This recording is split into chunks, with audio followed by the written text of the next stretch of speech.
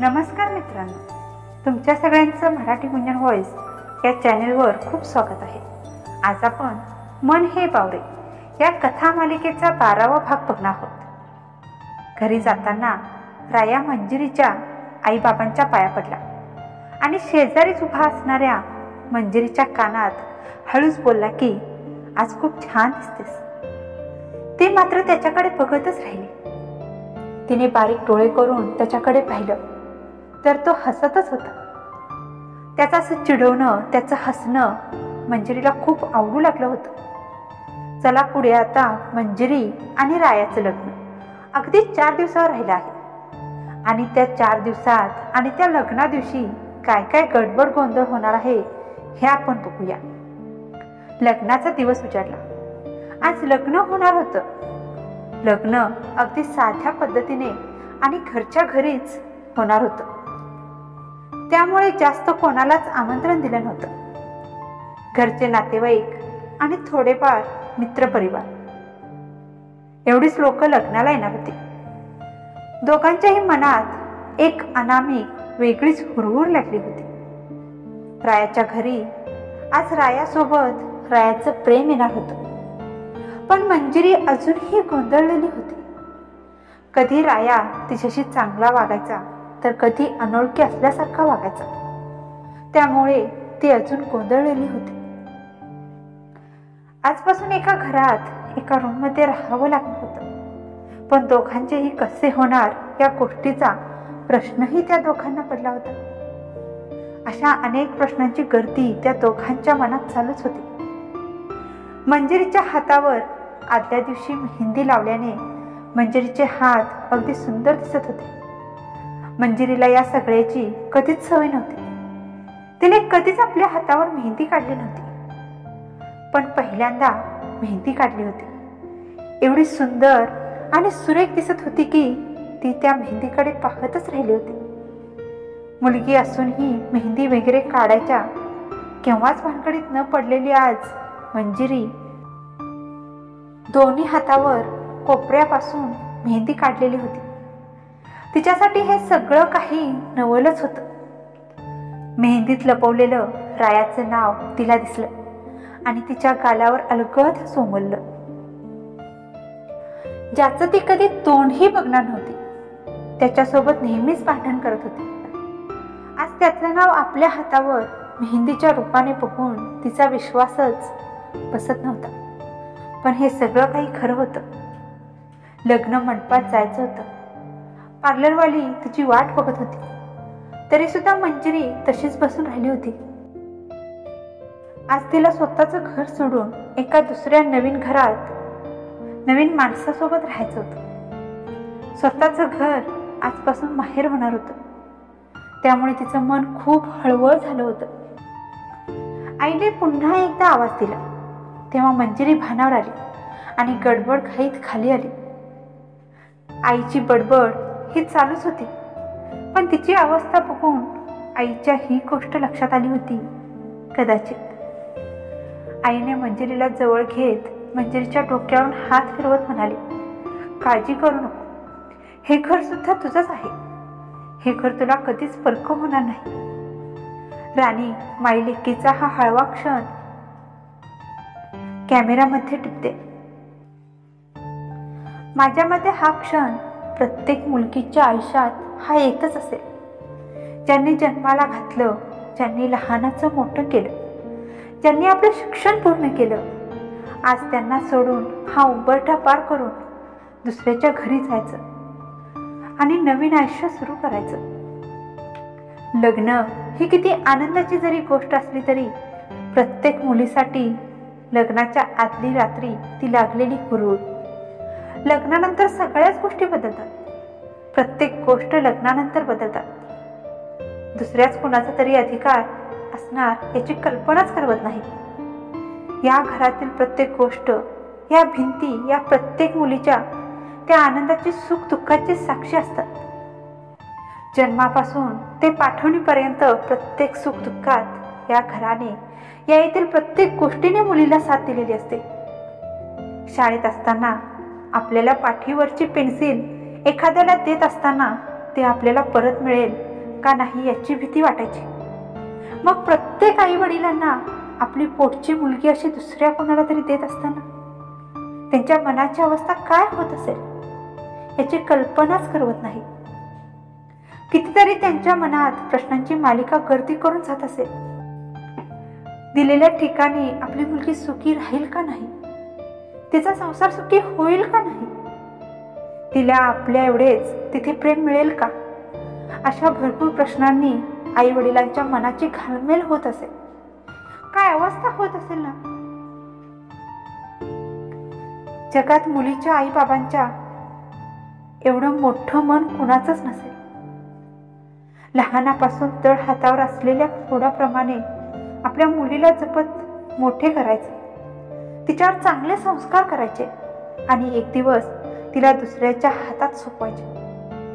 काय अवस्था होत असेल ना. एक ना एक दिवस आपली मुलगी दुसऱ्याच्या घरात जाणार आहे हे माहीत असून सुद्धा आई वडिलांनी आपल्यासाठी घेतलेले ते कष्ट, आपली मुलगी सुखात राहावी म्हणून केलेला तो अट्टहास फक्त आपल्या आई वडीलच करू शकतात. मुलीच्या लग्नासाठी धावपळ करणाऱ्या कन्यादानाच्या वेळेस मनातून आपल्या काळजाचा तुकडा दुसऱ्याच्या हातात सोपवताना काय वेदना होत असतील हे मुलीच्या आई वडिलांनाच माहीत. शेवटी प्रत्येक मुलीला बाहेरचा उंबरठा ओलांडावाच लागतो, जिथे आपण लहानाचं मोठं झालो, ज्या आई वडिलांनी आपल्याला जन्म दिला, लहानाचं मोठं केलं, ज्यांच्यासोबत आपण खेळलो, त्या सगळ्या गोष्टी सोडून कुणावर तरी विश्वास ठेवून एका दुसऱ्या घरात उंबरठा ओलांडून जावं लागतं. ज्या वेळेस आपण उंबरठ्याच्या आतमध्ये असतो तेव्हा ते आपलं हक्काचं घर असतं, पण तोच उंबरठा जेव्हा आपण लग्नाच्या दिवशी ओलांडून बाहेर जातो तेव्हा तेच हक्काचं घर आपलं माहेर होतं. मंजिरीला असं नवरीच्या रूपात सजलेलं बघून आई बाबा आणि राणीचे डोळे भरून येतात. आई बाबांची लाडकी लेक आज कोणाची तरी घरची लक्ष्मी होणार. बाबांच्या डोळ्यातलं पाणी बघून मंजिरीला सुद्धा अश्रू अनावर होतात आणि मंजिरी सुद्धा रडतच आई बाबांच्या गळ्यात पडते. खूपच हळवा आणि भावनिक क्षण झालेला बघून राणी बोलते की अगं किती रडशील, जाताना सुद्धा आम्हाला रडवून जाणार आहेस का. बघ एवढी रडली आहेस की तुझा मेकअप सगळा निघून जाईल, मग मला तुझा मेकअप करत बसावा लागेल. राणीचं असं बोलणं ऐकून सगळेच एका क्षणाला हसतात. आता निघायची वेळ झाली होती. मंजिरी देवाच्या पाया पडते आणि आई बाबांच्या पाया पडल्यानंतर सगळेजण हॉलमध्ये जाण्यासाठी बाहेर पडतात. रायाची फॅमिली अगोदरच हॉलवर आली होती. मंजिरीच्या येण्याची वाट बघत होते सगळेजण. सगळी तयारी झाली होती. पाहुणे सुद्धा आले होते. प्रत्येक जण मंजिरीची वाट बघत होते. आज राया खूप खुश झाला होता. मंजिरीला पाहण्यासाठी खूप उतावळा झाला होता.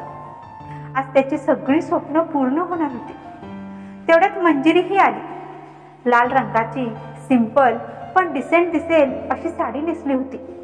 लांब सडक केस मोकळे सोडले होते. मेहंदीच्या हातावर हिरवा चुडा खूपच सुंदर दिसत होता. हलकासा मेकअप केला होता. आज तिच्यामध्ये एक वेगळंच तेज दिसत होतं. साखरपुडा आधी होणार होता म्हणून तयार होण्यासाठी ती रूममध्ये जाते. रायाची आई सुद्धा रायाला साखरपुड्यासाठी तयार होण्यासाठी रूममध्ये घेऊन जाते. हिरव्या रंगाची कांजीवरम साडी, हलकासा केलेला तो मेकअप, डोळ्यात घातलेलं काजळ, लांब सडक केसांची वेणी घालून केसांवर लावलेला तो गजरा, कपाळावर लावलेली ती चंद्रकोर, साडीवर मॅचिंग असे कानात घातलेले ते झुमके, नाकात घातलेली ती छोटीशी नथ, गुलाबी ओठांवर लावलेली ती गुलाबी लिपस्टिक. त्यामुळे मंजिरीचं रूप अगदी सोज्वळ, सात्विक आणि सुंदर दिसत होतं. राया सुद्धा मंजिरीला अगदी शोभून दिसेल असा तयार झाला होता. रायाने त्याला शोभेल असा कुर्ता घातला होता. डोक्यावर टोपी घातली होती. एका हातात घड्याळ तर दुसऱ्या हातात ब्रेसलेट घातलं होतं. सुपारी फोडण्याचा कार्यक्रम झाला. त्यानंतर दोघांनाही गुरुजींनी एकमेकांच्या बोटांमध्ये अंगठी घालायला सांगितली. गुरुजींच्या सांगण्यावरून दोघांनी सुद्धा एकमेकांच्या बोटात अंगठी घातली. राया या क्षणाला खूप हळवा झाला होता. आज मंजिरी साखरपुड्यानंतर त्याची झाली होती. हळूच मंजिरीकडे बघत गालातल्या गालात हसत स्वतःला सावरतो. मग नंतरचे विधी अगदी हसत खेळत पार पडले. हळद सुद्धा अगदी खूप छान पार पडली. दोघे सुद्धा हळदीच्या रंगाने न्हावून निघाले होते. मुहूर्त जवळ आला होता, त्यामुळे तोच रंग गुलाबी होण्याची वेळ आली होती. साड्यांच्या दुकानामध्ये रायाला जी मोरपंखी रंगाची पैठणी साडी आवडली होती तीच साडी मंजिरी नेसते. त्या मोरपंखी रंगाच्या साडीमध्ये मंजिरीचं रूप अगदी खूपच सुंदर दिसत होतं. नऊवारी नेसली होती तिने. तो रंग जणू तिच्या गोऱ्या कांतीला मोहक बनवत होता.